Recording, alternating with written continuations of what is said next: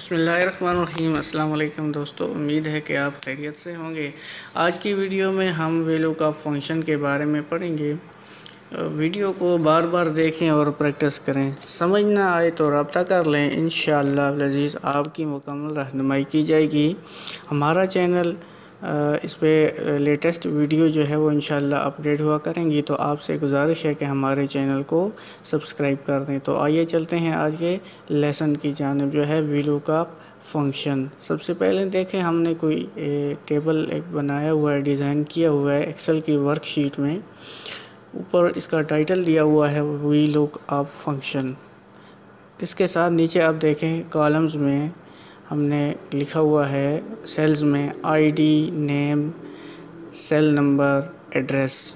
तो आपने इसको देखते हुए अपने कंप्यूटर सिस्टम में इस तरह का एक टेबल डिज़ाइन कर लेना है, और फिर सेम जैसे ये ID, name, cell number, address, इसको कॉपी कर लेना है, और नीचे जो खाली जगह होगी, सेल्स होंगे, उसमें हम पेस्ट कर देंगे।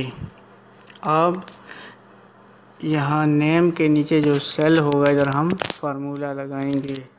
वो कुछ इस तरह से लगाएंगे, इज इक्वल टू VLOOKUP लिखेंगे। यहाँ पर VLOOKUP लिख के ब्रैकेट शुरू किया आपने, ब्रैकेट शुरू करेंगे, और लुकअप वैल्यू में आईडी के नीचे जो सेल होगा, खाली सेल, उसको हम सेलेक्ट कर लेंगे।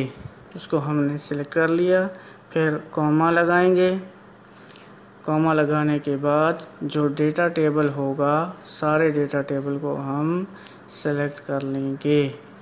सेलेक्ट करने के बाद कॉमा लगाएंगे, और यहाँ पर लिखेंगे two comma false, FALSE, false लिख के ब्रैकेट बंद करके इंटर करेंगे, तो कुछ रिज़ल्ट हमारे पास ऐसा आ जाएगा। इसको माउस की मदद से बाकी सेल्स पे ड्रैग कर लेंगे, डाउनवर्ड और राइट साइड पर।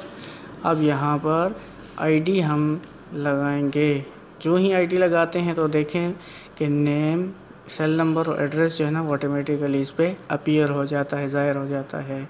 मुख्तलिफ़ किस्म की आईडी जो है आप लगा के चेक कर सकते हैं, और देखें इसमें कोई गलती नहीं आ रही। जैसा हमने आईडी जो ही हम इंटर करते हैं तो सारा उसका रिज़ल्ट आ जाता है।